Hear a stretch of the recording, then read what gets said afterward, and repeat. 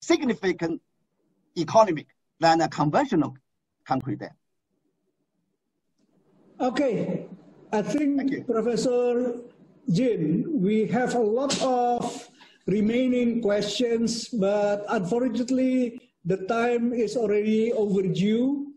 Yes. And we know that we will send you, if you do not mind, by email all the remaining questions, and hopefully you are still kind enough and generous enough to answer those questions later on.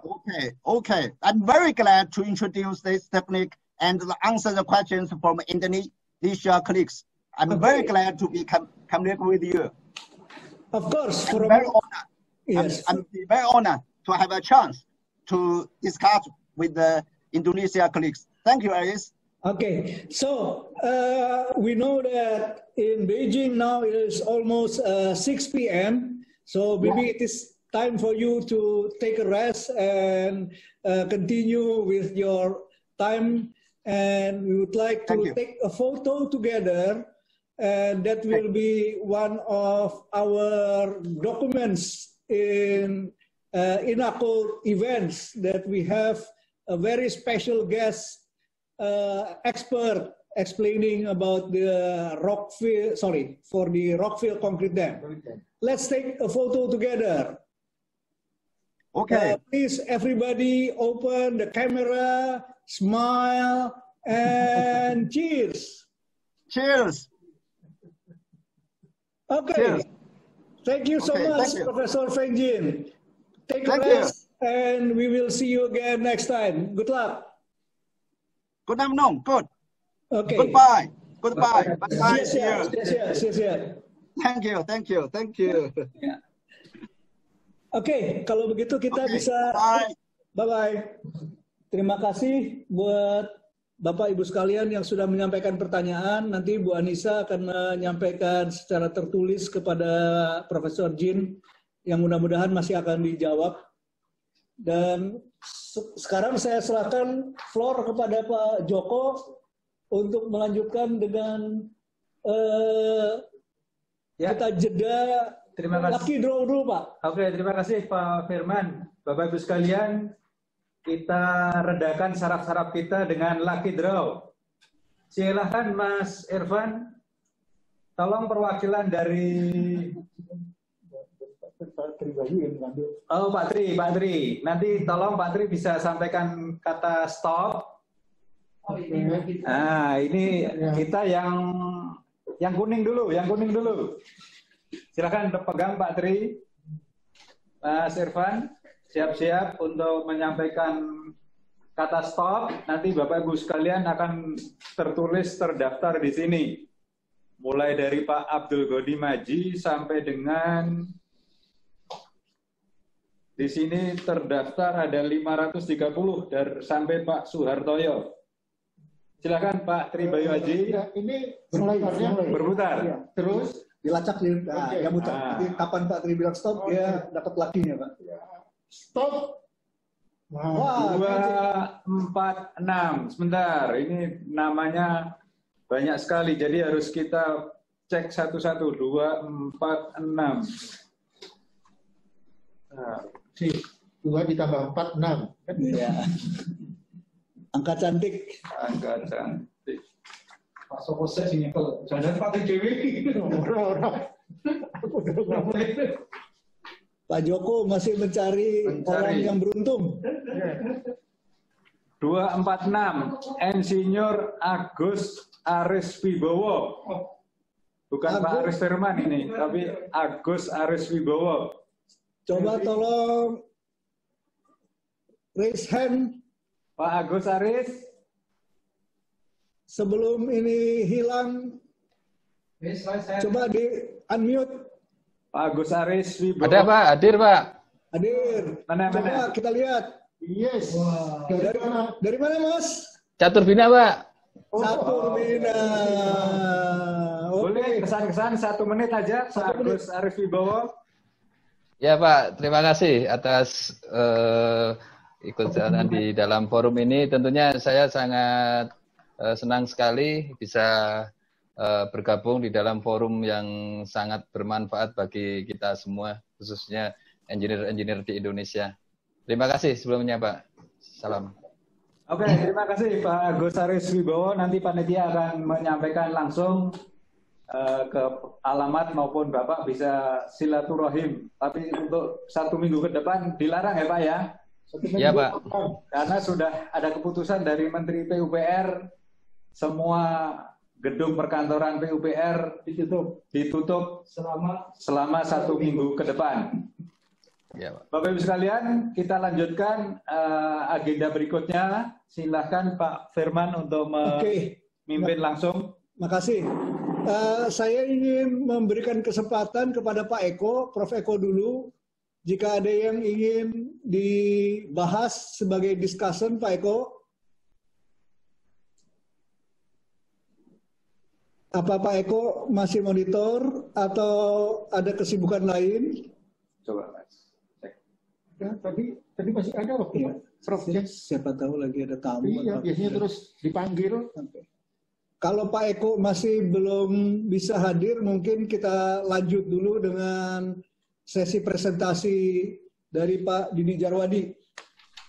Oke, saya perlu perkenalkan sedikit buat Bapak Ibu sekalian yang belum kenal sama Pak Didi, tapi saya yakin sebagian besar sudah kenal. Karena saya kenal Pak Didi hampir 40 tahun yang lalu Pak ya, masuk proyek sama-sama Pak. Jadi kita masih lanjut sampai sekarang. Di proyek mana Pak Arif? Saguling ya? Iya, dari proyek yang kita tahun 81-an masuk lapangan Pak. Saguling. Iya. Jadi sekarang Pak Didi sudah fokus di seismik dan banyak kegiatan Pak Didi yang terkait seismik. Oleh karena itu kita berikan kesempatan Pak Didi untuk membahas tentang seismik di bendungan beton. Melanjutkan tadi diskusi yang sudah ditanya juga bagaimana bendungan beton Rockville Concrete Dam ketahanannya terhadap gempa. Tapi sekarang Pak Didi bicara soal bendungan beton secara umum. Saya lihat slide Pak Didi juga cukup banyak, 55. Tolong Pak Didi waktunya kalau bisa 30 menit saja supaya nanti banyak waktu justru untuk tanya jawabnya Pak Didi. Karena sebelum maghrib kita harus selesai semua. Monggo Pak Didi, saya persilakan Pak Didi Jarwadi.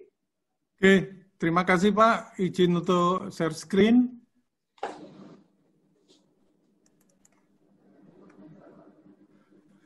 Jadi ini adalah presentasi saya, Seismic Design of Concrete Dams, tapi izinkan saya membuat presentasi dalam bahasa Inggris, tetapi presentasi ataupun diskusi nantinya dalam bahasa Indonesia. Jadi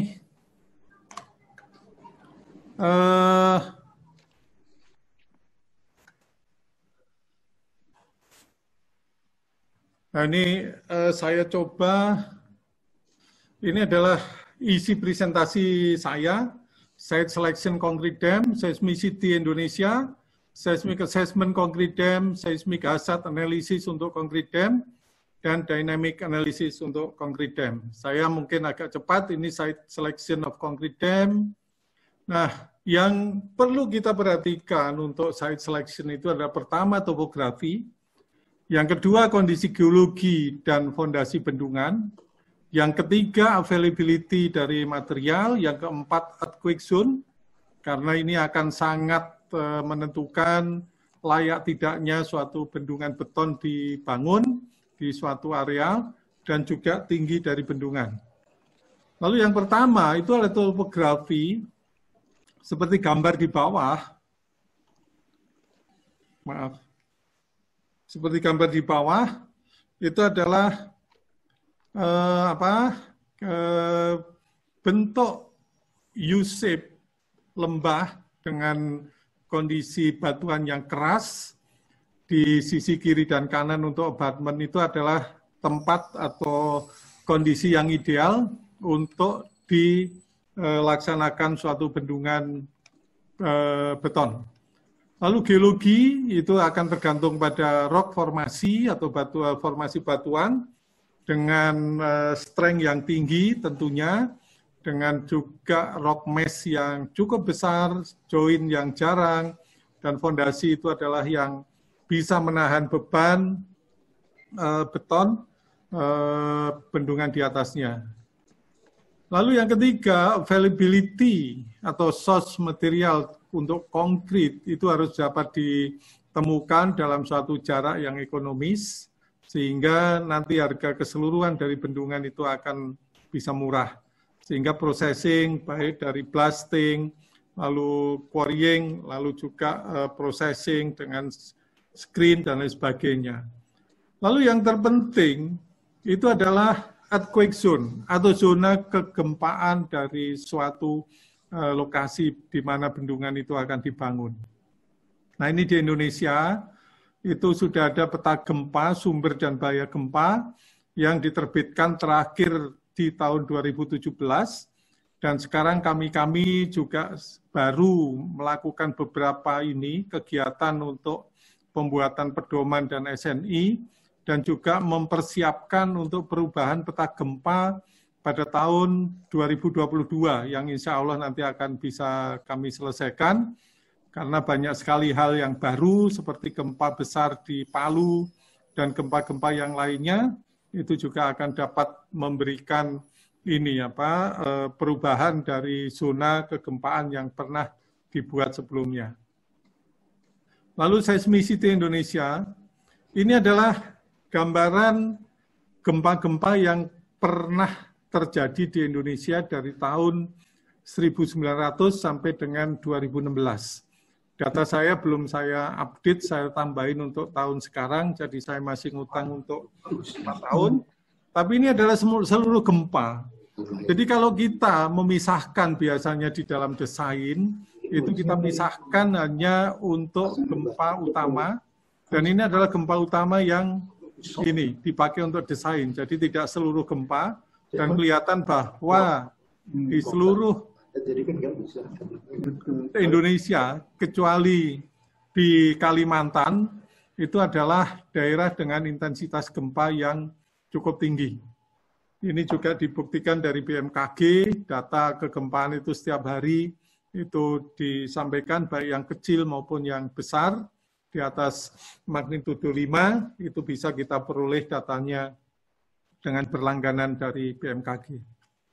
Nah, ini adalah terakhir, peta sumber dan bahaya gempa yang diterbitkan pada 2017, dan saya di sini juga ikut menyusun sebagai editor dari banyak hal yang disampaikan oleh teman-teman di dalam ini, membuat peta ini. Lalu saya desain proses dari concrete dam. Jadi proses desain untuk kegempaan untuk bendungan itu harus dimulai dari seismic hazard assessment atau penelitian atau penyelidikan sesar-sesar yang akan mempengaruhi terhadap bendungan. Lalu yang kedua, detail geological dan seismic investigasi surrounding the dam. Jadi juga di sekitar bendungan itu harus dilakukan kegiatan detail geologi dan seismik investigasi. Dan ini yang sering dilupakan oleh konsultan, itu melakukan kegiatan ini. Jadi yang dilakukan banyak sekarang itu ngebor aja, dan hanya bukan seismik ataupun kegempaan, tapi ya statik saja yang dipentingkan. Padahal negara kita seperti tadi saya sampaikan, itu nilai kegempaannya itu adalah tinggi. Lalu yang ketiga adalah melakukan seismic hazard analysis atau analisa bahaya gempa, itu yang datanya itu diperoleh dari kegiatan yang nomor 1. Lalu yang keempat itu adalah dynamic analysis concrete dam. Jadi analisa dinamis itu kita praktis tidak akan bisa melakukan, ya, hal yang nomor 4. Itu kalau nomor 1, nomor 2, nomor 3 itu tidak dilaksanakan. Nah, ini adalah kegiatan untuk mendesain bendungan yang tahan gempa sesuai dengan aturan-aturan yang ada. Dan di kita saat ini ada 4 pedoman yang masih di dalam tahap-tahap akhir untuk diselesaikan untuk masalah-masalah kegempaan yang saya sampaikan di sini. Lalu seismic hazard assessment, ini adalah kalau kita melakukan kegiatan untuk mengetahui suatu lokasi dam, bendungan dari sesar-sesar yang akan mempengaruhi, sehingga kita perlu mengetahui fenomena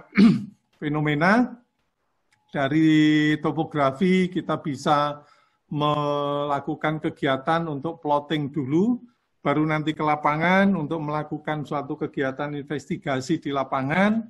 Kalau perlu nanti bisa dibantu dengan peralatan ini, geofisikal, lalu interpretasi, kadang-kadang kita juga melakukan trenching, dan juga melakukan analisis umur batuan dengan carbon dating. Nah, ini adalah prosedur untuk melakukan kegiatan investigasi sesar aktif, ini yang biasa kita lakukan di lapangan. Lalu ini adalah bagaimana kita memverifikasi suatu sesar, kita anggap aktif dan tidak aktif, itu adalah didasarkan pada spesial publikasi nomor 42 dari California Division Mine and Geology, itu Volrap the Hazard Zone in California. Jadi kita mengadop dari kondisi di sana, sehingga di sini adalah sesar yang dalam 11.000 tahun terakhir pernah mengalami rupture atau pergeseran, itu adalah sesar yang masih dikategorikan sesar aktif. Nah, ini masalah yang harus kita identifikasi di lapangan maupun interpretasinya berdasarkan beberapa kegiatan yang dilakukan. Ini adalah kegiatan kita dibantu dengan georadar, dan di bawahnya itu adalah citra georadar setelah interpretasi adanya sesar, meskipun belum diketahui aktivitasnya. Lalu yang kanan itu adalah dengan geolistrik, dan di bawahnya itu adalah suatu peta yang bisa di-generate dari aktivitas geolistrik. Lalu ini adalah juga interpretasi dari surface rupture, ataupun kita bisa melihat potongan dari tebing-tebing di jalan, galian, dan lain sebagainya. Nah, ini salah satunya, salah satunya adalah ini suatu pergeseran di surface jalan. Ini sangat kelihatan bahwa bukan salahnya yang buat marka jalan, tapi memang jalannya yang mengalami pergeseran. Dan di sini yang sebelah kanan itu juga investigasi pada potongan ataupun lereng, potongan suatu jalan ataupun tambang ataupun apa yang bisa kita lihat di sana suatu pergeseran, dan kita bisa menganalisis.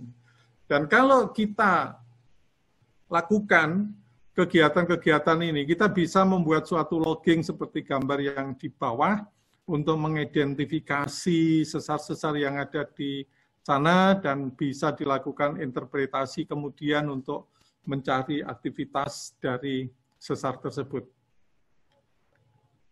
Ini adalah suatu kegiatan trenching di suatu tempat yang kita lakukan untuk mengetahui apakah sesar di sana itu masih digolongkan aktif dan tidak. Dan di sini diambil contoh-contoh karbonnya, diekstrak dari tanah yang ada di sana, lalu kita ekstrak, kita ambil karbonnya. Yang kanan, itu adalah kelihatan sekali suatu bidang sesar baribis, di mana batuan tersier itu bisa berada di atas ini, aluvium atau endapan sungai di bawahnya. Nah, tentunya untuk memindahkan batuan umur yang lebih tua untuk menjadi di atas batuan yang lebih muda, tentu ada suatu peristiwa-peristiwa di sana, dan kita tengarai bahwa itu suatu pergeseran yang terjadi atau ini akibat gempa yang terjadi di sesar baribis. Dan gambar di bawahnya adalah gambar kalibrasi radiokarbon untuk mengetahui umur dari ini river deposit, sehingga kita akan tahu apakah sesar di atasnya itu masih aktif atau tidak. Nah, ini juga kita melakukan suatu kegiatan untuk mengetahui geologi slip rate atau pergeseran. Banyak tempat kita kunjungi di sesar seksi Renun dan juga di sesar seksi Komering Selatan. Ini juga bisa terlihat banyak sungai-sungai yang tergeser oleh adanya sesar besar, yaitu sesar Sumatera. Lalu seismic assessment result atau hasilnya, itu adalah ini, kita harus membuat suatu peta seismotektonik dalam radius 500 km, dan nantinya juga dalam radius yang lebih kecil untuk pendetailan hal ini. Nah, ini yang akan kita ketahui bahaya-bahaya yang akan timbul dari sesar-sesar mana, dan ini nanti akan dihitung dari pada analisa bahaya gempa untuk menghitung sejauh mana besar gempa atau magnitudo gempa dan jarak yang ini, yang diperhitungkan jarak sesar ke bendungan.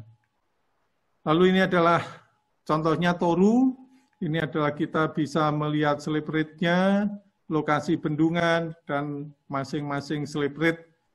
Sehingga di sini, dari hasil itu kita masuk ke seismic hazard analysis untuk bendungan, yaitu yang sangat penting, desain bendungan itu adalah menghindarkan active fault di fondasi. Ini adalah yang kita ambil dari FEMA, bahwa gempa itu sifatnya itu adalah bisa menyebabkan kerusakan yang sangat besar, juga kita tidak bisa menghindarkan, dan yang ketiga, kita tidak bisa memprediksi secara akurat kapan, di mana, dan besarnya.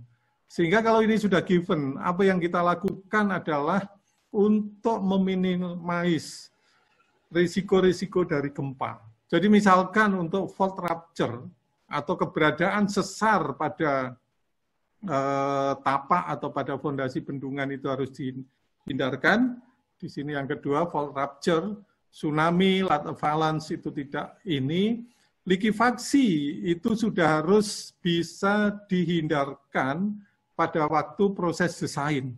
Sehingga dampak gempa terhadap bendungan yang harus diperhitungkan itu sebetulnya adalah shaking atau ground motion yang akan mempengaruhi performan dari bendungan atau respon dari ini bendungan terhadap guncangan gempa.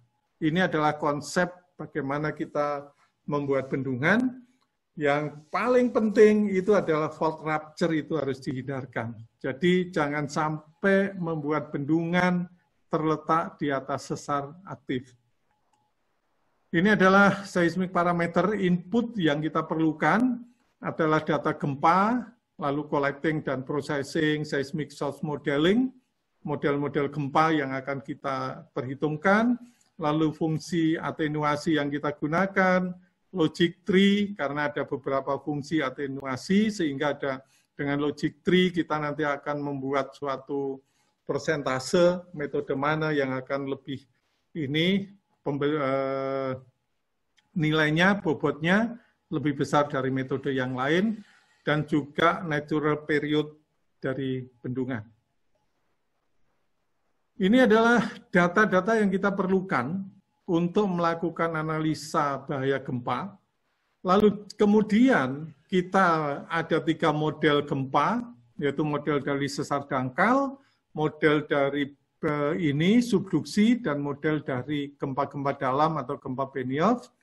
Lalu di sini kita harus melakukan analisa gempa dengan metode probabilistik dan deterministik. Dua-duanya harus dilakukan. Tidak boleh memilih salah satu sebelum nanti hitungan itu selesai. Jadi analisis harus dilakukan dua-duanya. Lalu kemudian ini adalah hasilnya. Yang terakhir itu adalah acceleration time historis, itu adalah nanti parameter yang akan dipakai untuk mengguncang gempa, mengguncang bendungan. Nah, ini adalah kriteria dari gempa yang akan kita pakai, jadi probabilistik dan deterministik. Lalu juga ada periode ulangnya, yang paling besar itu tergantung dari faktor risiko, itu dengan periode ulang 10.000, itu kalau kita pakai dengan metode probabilistik. Lalu untuk bangunan pelengkap, ini banyak sekali yang kita lupa bahwa bangunan pelengkap itu juga harus didesain gempanya. Itu kalau dari iCold, itu periode ulangnya adalah 475, Tetapi KUT di Indonesia ataupun SNI Indonesia untuk kegempaan bangunan itu dengan periode ulang 2500. Memang di sini ada perbedaan, dan di ICORT menyatakan kalau ada perbedaan dengan kondisi lokal, maka akan bijaksana kalau kita menggunakan prosedur kegempaan lokal. Sedang kalau deterministik, itu yang kita dapatkan adalah gempa dengan ini, analisis 50 persentile, dan juga 84 persentile. Ini adalah klasifikasi ataupun 3 model gempa yang akan kita perhitungkan, sehingga nanti di dalam analisis itu adalah sudah kita memperhitungkan semua total hazard. Ini adalah gempa-gempa yang terjadi dari suatu daerah yang kita perhitungkan tadi, lalu sumbernya, megatrust, lalu juga ada dari ini, shallow crustal atau fault, lalu juga ada dari Benioff yang kita perhitungkan bahkan kadang-kadang kita sampai kedalaman 600 km, dan juga ada gempa-gempa shallow background yang ada gempanya, tetapi penelitian sumber gempanya belum dilakukan, maka kita masukkan ke dalam terminologi shallow background, dan analisisnya itu masuk ke dalam analisis Benioff dengan mempertimbangkan gempa itu pada kedalaman yang paling dangkal sampai 50 km. Ini adalah subduksi, megatrust, ini adalah zona Benioff, ini adalah zona shallow crustal, dan ini adalah background yang kita ikutkan ke Benioff di dalam analisis. Ini adalah kalau kita melakukan analisa kegempaan dengan metode ini, probabilistik, ada suatu gempa di sini, ya, lalu gempa itu datanya itu ada, seismic shock identification, ini bisa diambil dari BMKG misalkan, lalu kemudian ini kita analisis karakteristik sumbernya, lalu kita propagasi ataupun perambatan gelombangnya, lalu itu di bendungan, itu seismic hazard calculation. Jadi ini adalah proses untuk analisa probabilistik, sedang kalau analisa deterministik kita punya tempat, misalkan satu titik, lalu kita sumber-sumber gempanya kita ada, misalkan ini ada 3, lalu kita kuantifikasi, selecting maksimum magnitudo, dan jarak. Ini fungsinya atau Windows-nya dibuka 2, yaitu terhadap magnitudo dan terhadap jarak.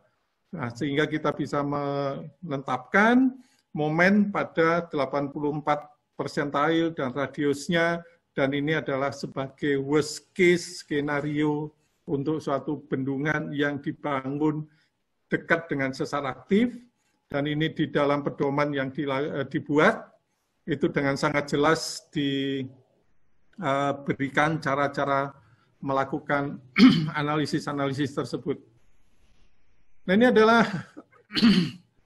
kemudian analisis itu dari sejarah kegempaan, lalu sejarah kegempaan itu kita konversi besarannya, dari kadang-kadang skalanya itu masih skala yang lama, masih skala Richter dan lain sebagainya, kita konversi menuju momen magnitudo, lalu analisa dependensi dari earthquake event, lalu juga analisa completeness, dan juga analisis parameter A dan B. Lalu kemudian ini adalah data-data gempa yang kita akan hitung dengan metode probabilistik tentunya. Kita akan filtering. Nah, ini adalah nanti gempa yang akan kita pakai. Pak Didi, waktunya 5 menit lagi, Pak. Itu. Ya. Waktunya 5 menit lagi, Pak. Ya, nanti kalau belum selesai saya kembalikan waktunya, Pak. Ya, terima kasih. Ya. Lalu yang ini warnanya yang lain masalah kedalaman dari gempa. Lalu ini adalah riset atau hasil analisis. Ini adalah analisis dari PSAA. Kita dengan periode ulang tertentu, yang paling belakang adalah 1/10.000 ini tahun. Ini adalah uniform hazardnya seperti ini, dengan periode ulang yang berbeda. Lalu juga ini total hazardnya kita gambarkan juga untuk mengetahui yang paling luar itu adalah total hazard. Lalu juga nanti ini adalah dilakukan analisa diagregasi untuk bermacam gempa dengan periode ulang yang berbeda. Jadi kita akan banyak melakukan analisis. Lalu juga natural period. Nah, natural period itu nanti kita akan memakai suatu persamaan yang sesuai dengan jenis bendungan dan juga tinggi bendungan, karena di sini persamaannya itu berbeda. Tapi H itu adalah nanti adalah tinggi bendungan, dan T adalah natural period, nanti akan kita masukkan di sebelah grafik itu yang kuning. Jadi nanti pembuatan matching factor itu didasarkan pada periode gempa. Jadi tidak pada PGA yang 0, tapi pada periode gempa. Sehingga memang kita harus akurat di dalam melakukan kegiatan. Nah, ini result DSA-nya, saya cepat aja dari contoh, ini beberapa segmen yang dekat seperti digambarkan tadi, sehingga kita bisa milih suatu gempa yang lebih ini besar dari yang lain, itu yang akan kita pakai. Metodenya demikian, sehingga ini fraktil untuk 50%, 84%, lalu di sini adalah sama untuk spektral uniformnya. Di sini adalah cara memilih, baru kemudian memilih PSA atau DSA. Nah, memang di ICO, di general approach itu kurang jelas, tetapi untuk pedoman di Indonesia itu sudah sangat jelas. Jadi bahwa kita akan menggunakan metode analisa deterministik kalau besaran nilai PGA itu dalam hitungan itu dengan DSA lebih besar dari 0,7 G. Kalau dengan DSA PGA-nya lebih kecil dari 0,7 G, itu kita pakai PSA atau probabilistik. Ini sudah clear di Indonesia, kita memberikan batasan demikian, dan ini juga sama dengan SNI untuk gedung dan jembatan yang sudah kita buat. Ini adalah untuk target spektralnya, ini adalah matching faktor caranya dengan suatu software. Saya kira presentasi ini juga sudah dibagikan sehingga saya cepat saja. Ini adalah gempa padanan yang kita akan pakai, karakteristiknya demikian. Lalu dari sini kita membuat matching, yaitu dari gempa yang ada di sini recordnya, itu dibuat suatu acceleration time history yang baru berdasarkan matching factor di sini. Dan ini adalah salah satu hasil acceleration time history yang akan kita pakai di dalam analisa dinamis. Ini kemudian analisa dinamik untuk bendungan, beton. Ini adalah yang kita pakai itu adalah loading kombinasi itu sangat perlu. Sehingga di sini ada dua, kalau betonnya gravity, kita menggunakan engineering manual dari US Army, itu 2200, kalau yang untuk ASGEM itu yang 2201. Dan ini dua gambar yang kiri dan kanan itu adalah menunjukkan loading kombinasi yang harus kita lakukan, dan di sini ada beberapa yang menggunakan seismik, tidak semua dihitung seismik, paling tidak ada 2 dan 3 yang akan dilakukan analisa seismik, baik dengan beban OBE maupun beban yang gempa maksimum mungkin terjadi. Ini adalah untuk melakukan suatu batasan atau demand capacity, di mana kita melakukan analisis itu dengan analisa non-linear atau linear. Nah, ini akan kita ini, sehingga kondisi di bendungan masing-masing itu dianalisis dulu, baru kemudian dengan ini demand capacity yang didasarkan pada EM ini, engineering manual dari US Army, kita bisa melakukan kegiatan itu dengan range yang kecil tentunya dengan linear, kalau range-nya besar adalah dengan metode non-linear. Lalu ini adalah analisanya bisa dengan 2 dimensi atau 3 dimensi. Ini yang kiri adalah 2 dimensi, kalau yang kanan 3 dimensi. Sehingga di 3 dimensi ada 3 komponen, ada komponen utara, selatan, timur, barat, dan juga yang vertikal. Ini yang kita gunakan. Lalu di sini adalah contoh hasilnya. ini yang 2D dan 3D itu adalah yang sangat penting di dalam bendungan beton itu adalah propagasi dari retak. Jangan sampai retakan itu dari hulu ke hilir sehingga air itu bisa menerobos bendungan oleh karena bendungan diguncang gempa.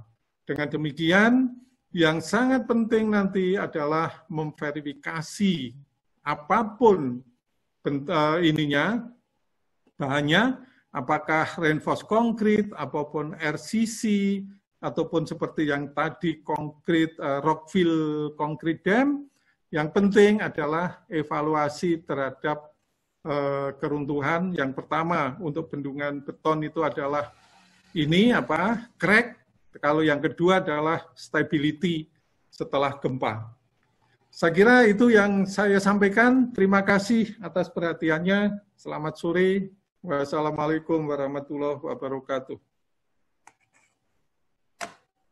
Penuhi waktu yang kita harapkan, dan sekarang Bu Anissa sama Mas Aris Rinaldi sedang menyiapkan daftar pertanyaan yang akan diajukan, tapi sambil menunggu, saya mau minta tolong Pak Didi bisa menayangkan pertanyaan dari saya dulu Pak, mungkin slide-nya entah nomor 22 atau nomor 23 Pak, sebelum seismic hazard analysis of dams Pak. Ya ini share screen-nya ke Bapak, ini dipindahin ke saya dulu Pak. Oke. Ada slip rates yang active faults around them. Kalau nggak nomor 23, sebelum 22 atau 23. Ini Pak, seismic hazard analysis ini 23, ini 22. Dua-duanya yang ada slip rates-nya Pak. Yang ada sebelumnya. Sebelumnya lagi. Nah ini nih, yang ini. Ini? Tolong dibesarkan Pak. Jadi saya tahu Pak Didi sekarang ikut mengawasi desain dari bendungan yang ada tulisan dam location-nya itu Pak. Tapi saya tertarik dengan ada 3 slip rates besar yang ditaruh di sana, yang Renun, yang Toru, sama Angkola. Nah, tolong bisa ditayangkan karena dari situ saya lihat slip rates yang paling besar itu yang 14 mili per tahun itu ada di Renun. Yang dekat ke Toru itu 5 mili, yang Angkola 7 mili, yang lain 7 sampai 9 mili, Pak. Ya. Kebetulan dulu saya ikut di Renun, saya nggak tahu artinya menurut Pak Didi terhadap bendungan yang ada di Renun dibandingkan terhadap bendungan yang akan dibangun di Toru, bagaimana efek terhadap bendungannya dari data ini, Pak? Jadi slippery yang dimaksud slippery itu adalah pergeseran suatu sesar, itu besarannya adalah ini, ada 14 mm per tahun. Nah, yang kita mau buat dam lokasi di sini, itu adalah di antara atau di gap yang tidak ada sesarnya, Pak. Okay. Karena di segmen Toru dan Angkola dan Barumun, itu ada suatu gap yang tidak ada sesarnya di sana, Pak. Jadi itu yang kita pilih. Oke, jadi dengan kata lain, di dam location yang Pak Didi maksudkan tadi itu cukup aman terhadap slip rate karena bentuknya sama, yang Renun juga bendungan beton walaupun tidak terlalu besar, sedangkan dam location yang Pak Didi ini agak tinggi bendungannya dan beruntung itu aman dari slip rate, Pak ya? Iya, karena memang di situ tidak ada slip rate-nya, Pak. Pas di gap di antara 2 sesar. Oke, Pak. Sesar Angkola dan Barumun itu hanya 7 mili. Ya. Sebetulnya pergerakan sesar itu sama. Jadi Angkola dan Barumun itu kan sesar Sumatera yang bercabang menjadi 2. Betul. Jadi pergerakannya menjadi dijumlahkan. Angkola separuh dari Renun dan Barumun separuh dari Renun. Jadi kalau dijumlahkan juga 14 mm, Pak. Oke, Pak. Terima kasih. Sekarang saya silakan Bu Anissa dan Mas Aris untuk menyampaikan pertanyaan dari floor. Masih ada beberapa yang tertulis sebelum kita ke pertanyaan langsung. Baik. Terima kasih Pak. Ada beberapa pertanyaan. Ada dari sini sudah masuk beberapa pertanyaan. Ada pertanyaan yang memang sudah dijawab di slide Pak Didi. Ada juga yang belum. Yang pertama dari Pak Azwar Satriawan. apakah saat ini sudah ada fungsi atenuasi yang diturunkan dengan mengacu ke histori kejadian gempa yang terjadi di Indonesia? Bu, maaf Bu, suaranya saya terima kecil Bu, mungkin agak keras sedikit. Terima kasih. Pak, ini Bapak menjawab pertanyaan, mau satu-satu pertanyaan atau 3 pertanyaan? Langsung. Satu-satu aja Bu. Oke, siap. Ini 30 menit ya? Atau berapa ya? 15 menit. Oh ya, karena kita udah langsung di lockdown ya jam. Baik Pak, sudah terdengar Pak? Ini? Oke. Apakah saat ini sudah ada fungsi atenuasi yang diturunkan dengan mengacu ke histori kejadian gempa yang terjadi di Indonesia? Oke, sebentar, ada catatan di jeda dulu sebentar Pak. Tadi kebetulan mestinya ada dari discussion dari Pak Eko, tapi beliau sedang sholat tadi. Jadi sekarang kami persilakan Pak Prof. Eko dulu untuk menyampaikan diskusinya Pak. Silakan Pak Eko, monggo Pak. Bisa di-unmute. Oke. Baik.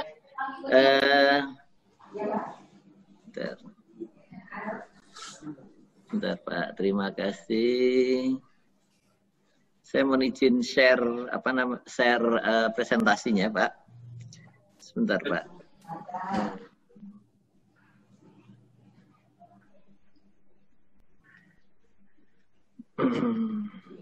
Presentasi saya maksudnya Pak. Oh iya, iya. Bukan presentasi bahasan. Oke, silakan Pak. Iya. Karena kebetulan saya jam 6 ini harus ada tugas lagi. Kami mohon izin untuk menyampaikan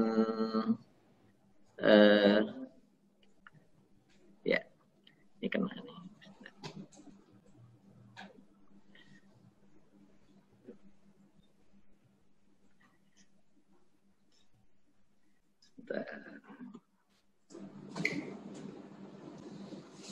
Ya, Bapak Ibu sekalian, mungkin saya mohon maaf karena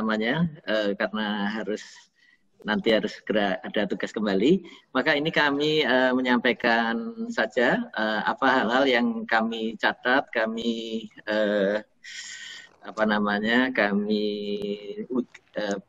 diskusikan di lingkungan kami di Direktorat Bina Teknik Sumber Daya Air. Bahwa dalam penerapan bendungan beton di Indonesia, nah ini mungkin ada hal-hal yang bisa kami sampaikan sebagai berikut. Bahwa, ini yang pertama adalah sejarah pembangunan bendungan di Indonesia, mulai sejak zaman Belanda sampai sekarang, oke. Kemudian, nah ini ada peraturan-peraturan menteri tentang keamanan bendungan, kemudian juga dari International Commission on Large Dam. Kemudian juga Permen PUPR nomor 27 tahun 2015 tentang bendungan. Kemudian juga ini kami dapatkan juga dari Pak Aris ya, Pak Aris Firman di Inalcol 2020 bahwa ada tipe-tipe bendungan yang ada di Indonesia ya. Kemudian juga ini mungkin ini hal-hal yang perlu dipertimbangkan di dalam pembuatan bendungan di Indonesia, yaitu pertama tentu adalah topografi, kemudian geologi dan geoteknik, kemudian juga tentu material konstruksi yang ada, kemudian mungkin bangunan-bangunan pendukung, bangunan pelimpah misalnya, atau hal-hal yang sifatnya bangunan-bangunan tertentu. Kemudian tentunya juga yang kelima adalah biaya, ya, life cycle cost-nya. Kemudian juga ada tentang aspek lingkungan, kemudian juga waktu dan cuaca, terus tenaga kerja yang tersedia, kemudian ada faktor kegempaan tadi yang disampaikan oleh Pak Jarwadi, kemudian juga ada kecepatan pelaksanaan konstruksi. Ini mungkin tergantung bagaimana pelaksanaannya. Kemudian yang ke-11 adalah keamanan bendungan itu sendiri, dan selanjutnya juga ada galian pondasi bendungan, serta adanya tentu ada faktor-faktor hidrologi jelas. Kemudian juga ini ada faktor kualitas air yang contohnya adalah potensi agresivitas air waduk, jadi mungkin adalah pengaruh korosivitas ini. kemudian ada faktor-faktor setempat lainnya. Baik, nah salah satu yang tadi sudah kita sampaikan adalah faktor geologi. Untuk bendungan tipe urugan, memang ini adalah tidak harus batuan keras ini. Jadi ini adalah perbandingan yang perbandingan antara tipe urugan dan tipe beton. Jadi geologi tidak harus batuan keras. Nah, mungkin ini di bendungan beton berdasarkan referensi maupun catatan yang ada di kami, ini memerlukan kondisi geologi di batuan-batuan keras. Namun demikian nanti masih bisa didiskusikan. Kemudian untuk topografinya, kemiringan dan sebagainya, itu untuk bendungan tipe urugan, lembahnya tidak harus curam, sedangkan untuk bendungan beton, ini bisa di lembah yang curam. Ya.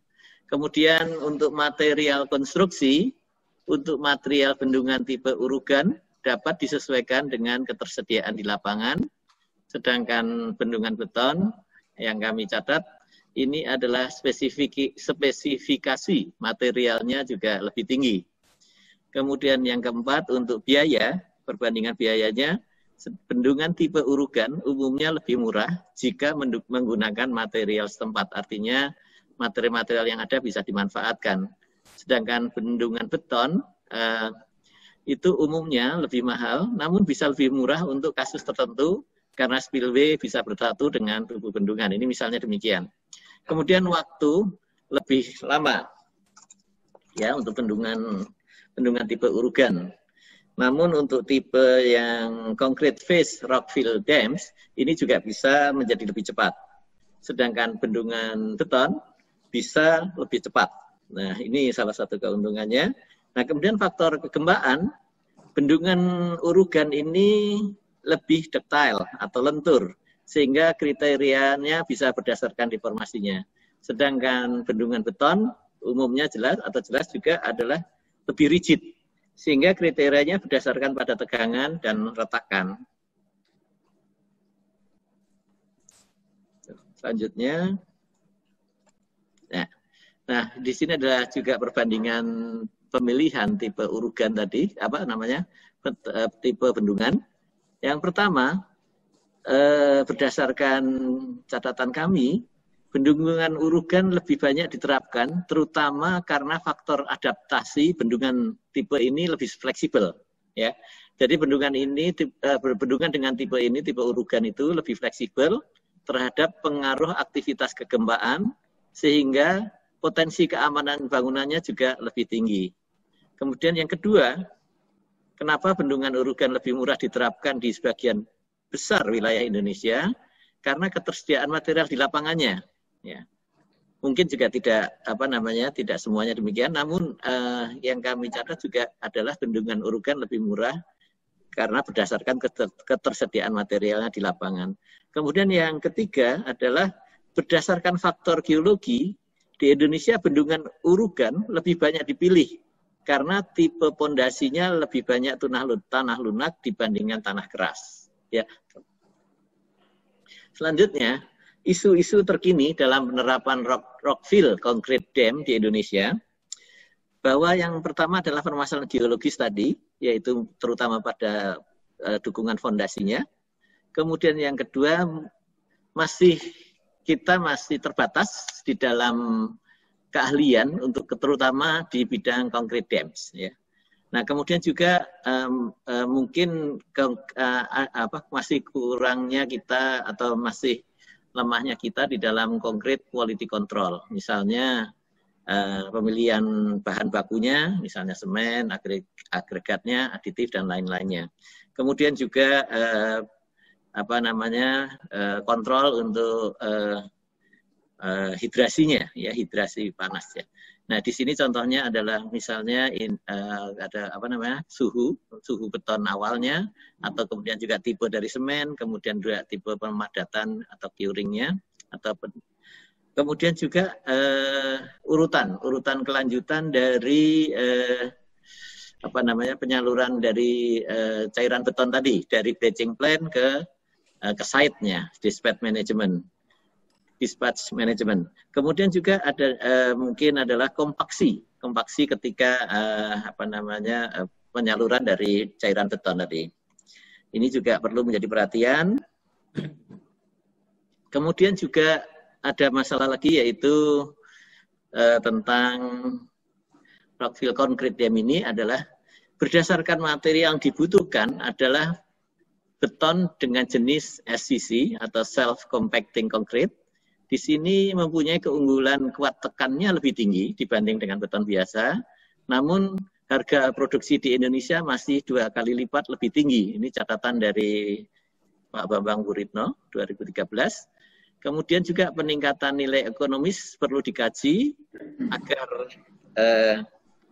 rockfill concrete dam dapat menjadi alternatif yang kompetitif dibandingkan bendungan beton biasa atau bahkan dengan bendungan urugan. Misalnya kita harus menjawab tantangan sebagai berikut. Apakah RCD ya atau rockfill concrete dam hanya dapat dilakukan dengan menggunakan beton dengan jenis SCC tadi atau dapat menerapkan beton dengan semen jenis lain misalnya. Kemudian yang kedua juga bagaimana kesesuaian rockfill concrete dam dengan geologis di Indonesia yang mempunyai mayoritas tanah lunak dan kegempaan yang tinggi. Nah, itu tadi. Kemudian yang kedua juga self compacting concrete ya, SCC di Indonesia yang masih digunakan hanya pada konstruksi dengan kondisi-kondisi yang khusus.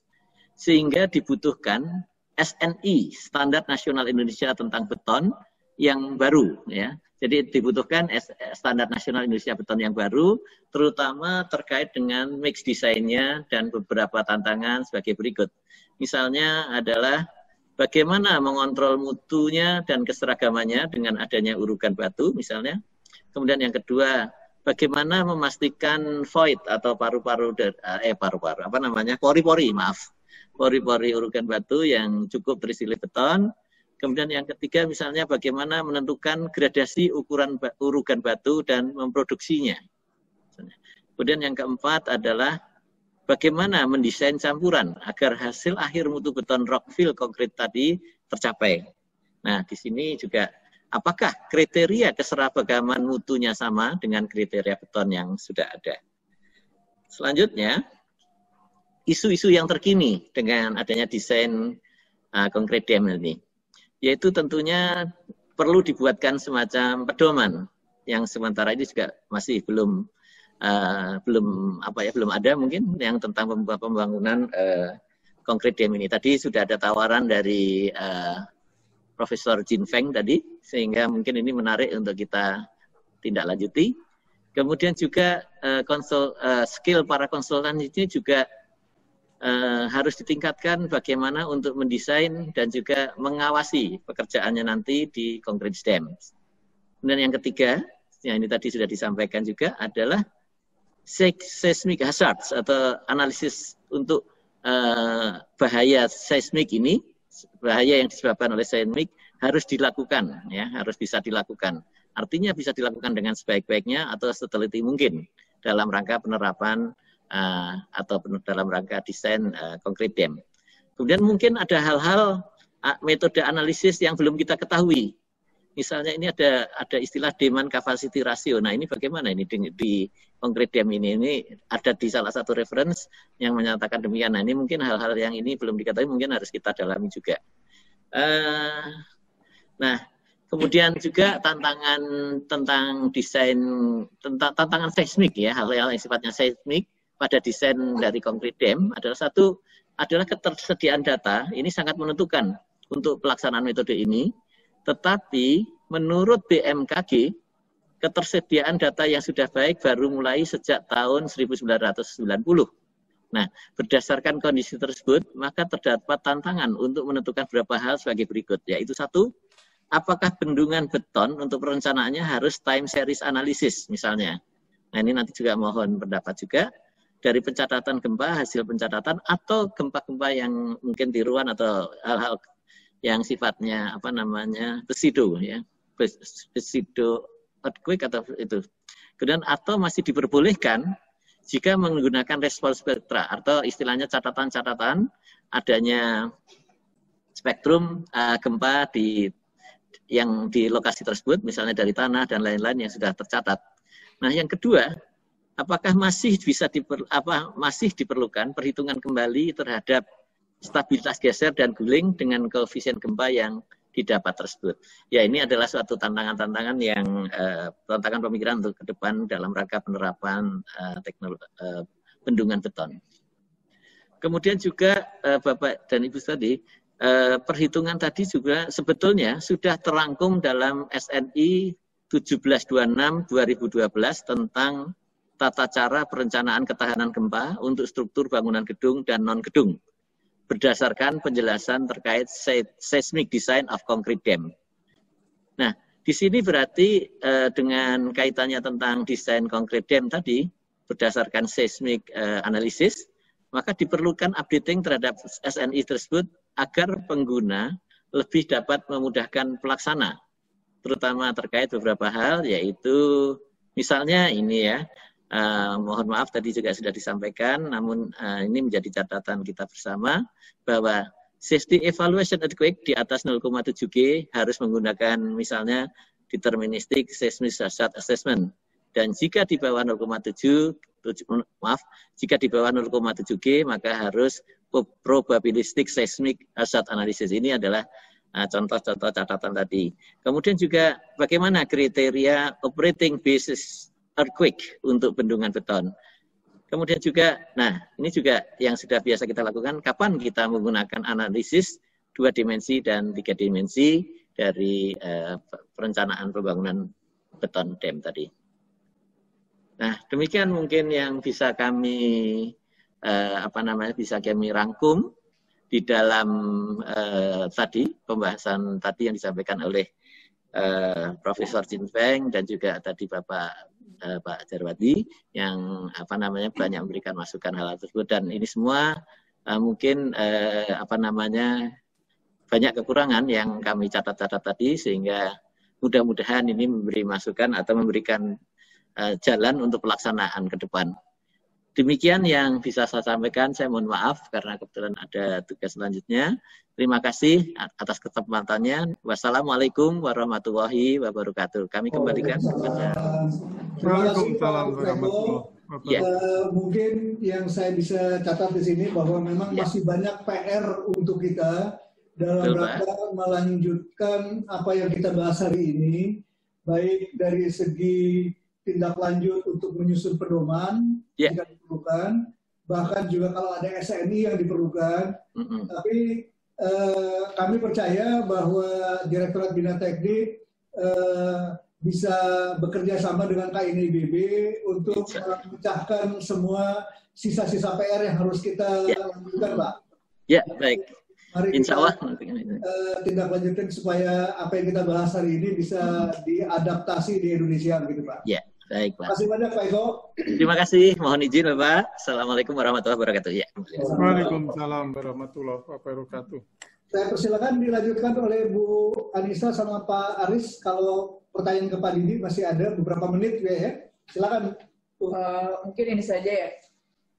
Dari ini Pak Didi, kalau untuk bendungan kan di Indonesia itu pedoman kriteria diterima untuk analisis SEE itu kan 50% dari kapasitas dari tinggi jagaan. Kalau untuk bendungan beton bagaimana ya Pak kriteria keberterimaannya? Jadi kalau bendungan beton itu memang maaf, berbeda dengan bendungan urugan.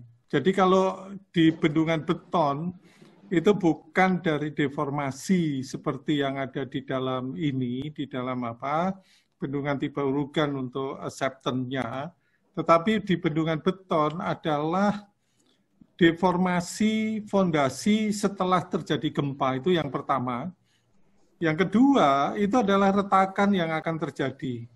Baik retakan yang akan terjadi pada interface antara bendungan dengan fondasi, maupun pada tempat-tempat yang lemah. Biasanya bendungan tipe urugan tempat yang lemah itu di neck gitu. Jadi mungkin mendekati di atas, di mana kalau di bawah itu masih mas konkret, lalu pada saat dia mendekati ini kan ada bidang yang mengalami perubahan, dan situ biasanya yang mengalami ini kondisi paling lemah. Jadi kriterianya itu ada 2, yaitu deformasi fondasi ataupun deformasi dari bendungan setelah gempa, itu akan miring atau bagaimana gitu ini, dan yang kedua adalah retak. Yang tak kalah pentingnya itu adalah terjadi deformasi pada join. Nah, biasanya di join ini yang sangat-sangat ini penting diperhatikan, karena join itu biasanya juga ada join-join yang dari hulu sampai bawah itu dibuat satu join, sehingga join-join itu juga harus dipastikan tidak terjadi deformasi, baik itu deformasi ini yang menyebabkan perubahan arah vertikal maupun arah horizontal. Jadi biasanya untuk beton ini, bendungan beton di daerah ini yang tinggi, kegempaan yang tinggi, itu diperlukan juga ini dowel bar di join-joinnya untuk menahan supaya tidak terjadi deformasi yang bisa meretakkan ini bendungan yang air bisa nanti melewati dari tampungan atau dari waduk menuju hilir. Itu saya kira jawaban saya. Oke, baik Pak. Yang pertanyaan kedua yang banyak ditanyakan juga adalah untuk bendungan yang sudah lama beroperasi, apakah itu perlu dilakukan seismic hazard analysis? Itu tergantung, dan Gempusgen itu kan sekarang sudah mengeluarkan peta gempa yang 2017. Apakah perlu juga ditinjau dengan peta gempa terbaru untuk yang bendungan existing ya? Ya, peta gempa itu confirm tidak bisa dijadikan sebagai desain. Peta gempa boleh dijadikan sebagai informasi, karena nilai-nilai di sana adalah cuma nilai PGA. Sedang untuk melakukan analisis itu diperlukan acceleration time history. Sedang dari PGA itu tidak akan bisa dikembangkan menjadi acceleration time history. Itu alasannya kenapa peta gempa itu tidak bisa. Tapi peta gempa itu seperti di pedoman yang sudah kita buat, itu adalah indikasi. Indikasi yang bisa digunakan untuk melakukan kegiatan seismic hazard assessment atau assessment bahaya gempa dan analisa bahaya gempa. Batasan yang ada di dalam pedoman yang sekarang baru dibuat, itu adalah jarak sesar dan nilai PGA. Nilai PGA 0,5 lebih kecil itu tidak perlu dilakukan seismic hazard, kalau yang lebih besar itu perlu dilakukan seismic hazard dan seterusnya. Itu adalah rule yang ada di kita. Nah, juga untuk bendungan-bendungan dengan tinggi tertentu, dengan risiko tertentu, itu dibahas semua di dalam pedoman yang baru kita ini, mudah-mudahan tahun ini bisa di-launching, itu akan sangat jelas. Untuk bendungan yang sudah lama, sudah beroperasi, itu tentunya kita akan melihat, atau si pemilik akan melihat, apakah di dalam desain awal itu juga sudah dilakukan seismic design atau tidak. Jadi yang bisa menjawab adalah pemilik dari bendungan tersebut, baik itu pemerintah maupun itu swasta.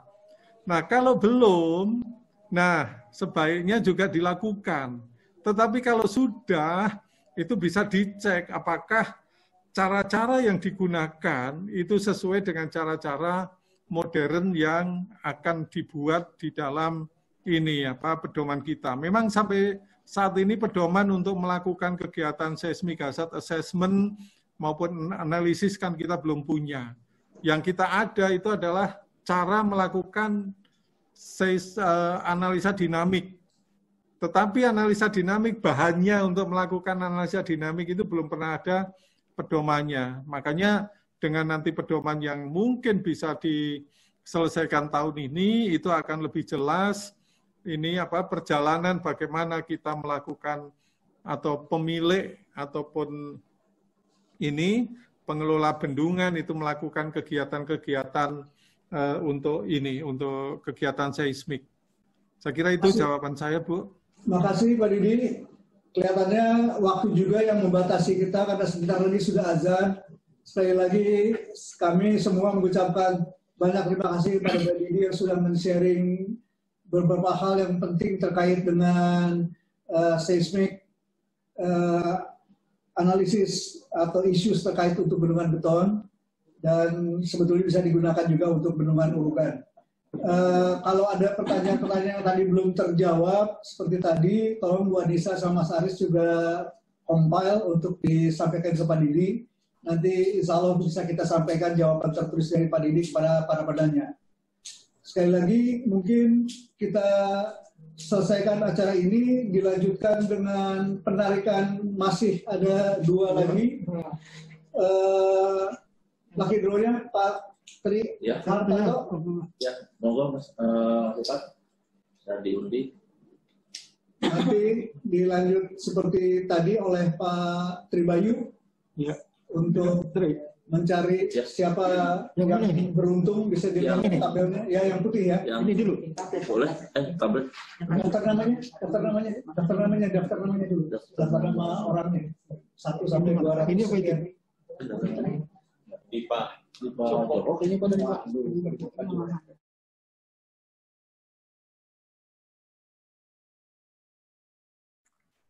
Itu yang tab untuk panitia itu kelihatannya.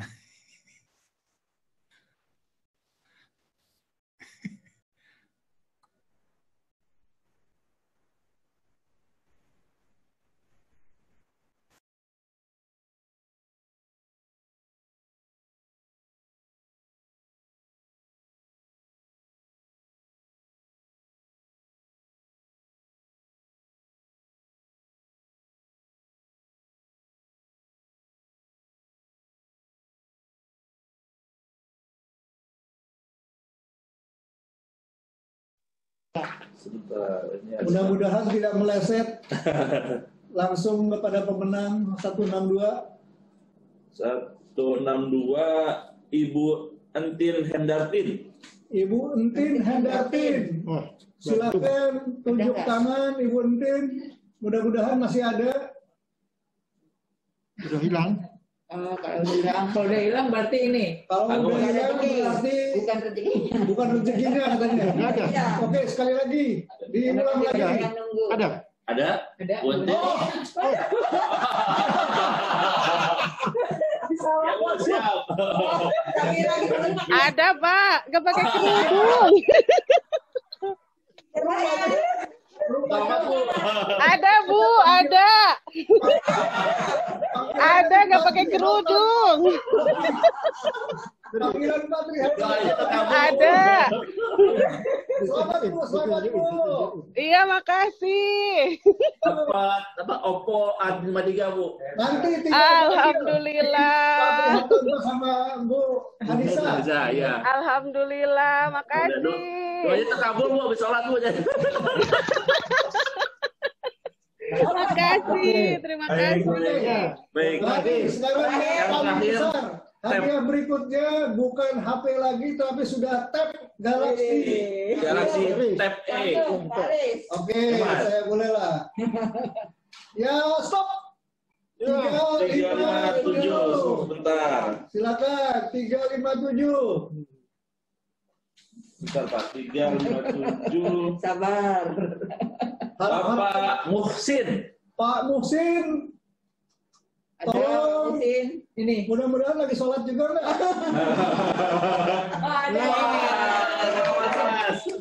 Silakan Pak Muhsin menyampaikan sesuatu pesan buat kita semua. Bagaimana acara hari ini? Coba di-unmute dulu Mas. Di-unmute dulu. Saking girangnya unmute. Oke. Terima kasih Pak. Terima kasih atas waktunya. Alhamdulillah acara hari ini sangat bermanfaat bagi kita, terutama bagi kami engineer muda. Semoga ke depan kami juga masih diberi kesempatan untuk ikut acara yang seperti ini, Pak. Terima kasih, Pak. Selamat Mas, mewakili generasi muda, ada yang mewakili ibu-ibu dan yang itu semua sebagai apa? Oke, dengan berakhirnya Lucky Draw dan tanya jawab, maka acara ini kami nyatakan selesai dan kami kembalikan kepada Pak Tri Hartanto untuk menutup resmi acara webinar kali ini, Pak. Dan nanti akan diumumkan oleh Pak Tri juga sudah punya topik untuk webinar nomor 5. Berikutnya Pak Tri Hartanto yang akan lanjutkan. Baik, terima kasih Pak Aris atas waktunya. Hari ini mungkin kami semua mendapatkan ilmu yang baru ya Pak. Terutama kami juga, Engineer Buddha juga hal-hal yang baru terkait dengan concrete dam dan beberapa materi terkait seismik juga. Terima kasih atas waktunya dan Bapak-Ibu sekalian yang telah hadir hari ini. Semoga hari ini ilmu yang kita dapat bermanfaat bagi kita semua. Amin. Kemudian kita rencana mungkin webinar 5 ya Pak, selanjutnya ya Pak. Iya. Mungkin kedepannya mungkin rencana akan ada terkait dengan pendidikan geofisika Bapak Ibu sekalian. Mudah-mudahan kita bisa ketemu lagi di webinar Sadias nomor 5. Itu saja mungkin yang bisa saya sampaikan ya Pak. Terima kasih atas waktunya. Saya tutup. Billahi taufiq wal hidayah. Wassalamualaikum warahmatullahi wabarakatuh.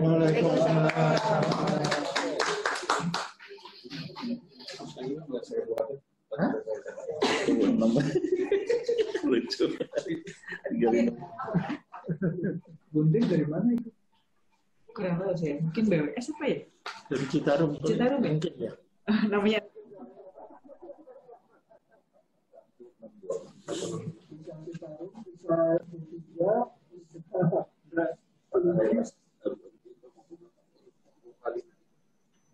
Terima kasih.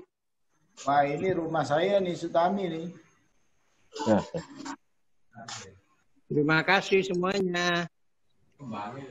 Terima kasih semuanya menyimak dari jalan. Pak Amir, selamat sore.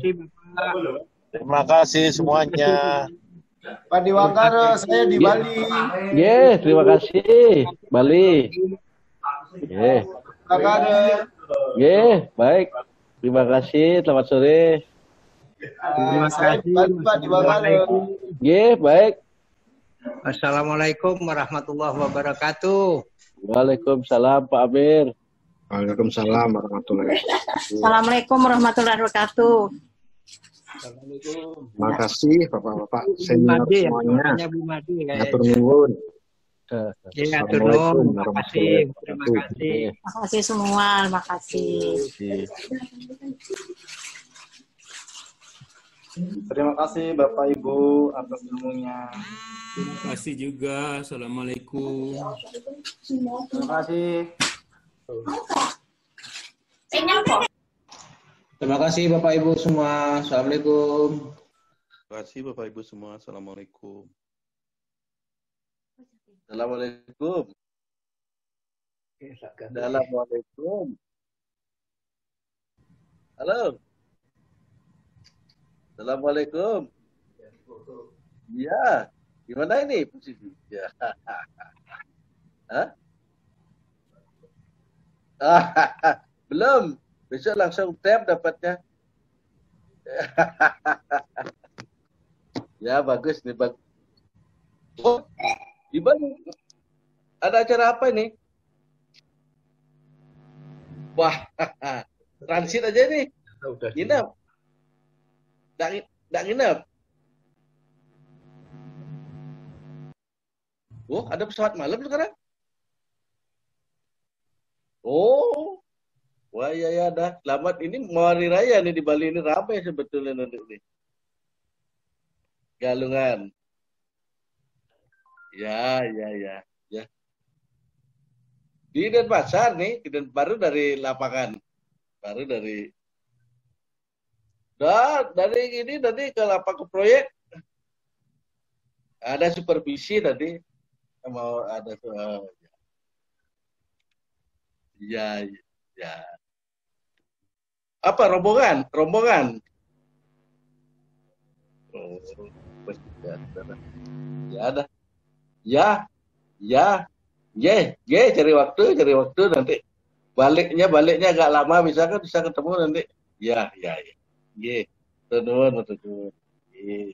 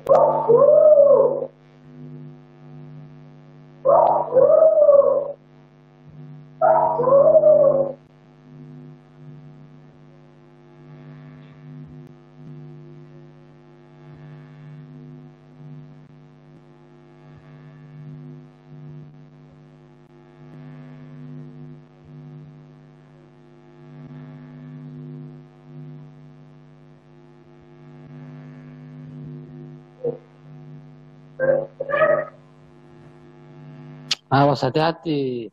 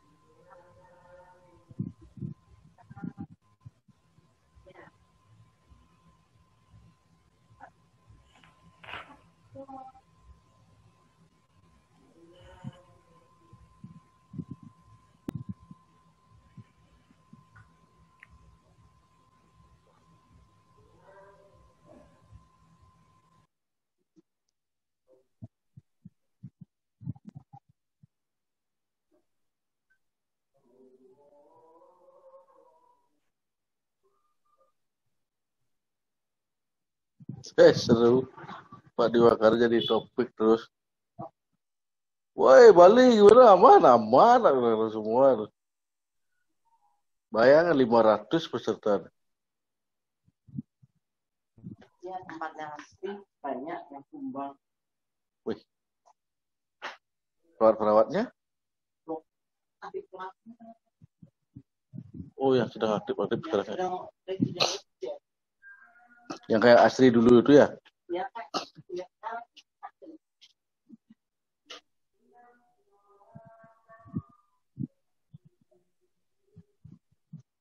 Itu rambut kuning. Dalam lembongan. Di belakang Lembongan. ya udah kan aku bilang enggak apa-apa sih kalau memang sudah tadi sebelum kamu tugas kita Kapan? tadinya kan dia mau dapat tugas Oh. ya kan rawat yang Iya. Oh, semua disuruh reviewing ini mau? ya perwakilan dari PKP. Hari Jumat 3 kan. Tadi pernah saudara. Mana bagus besok. Aku bilang kemarin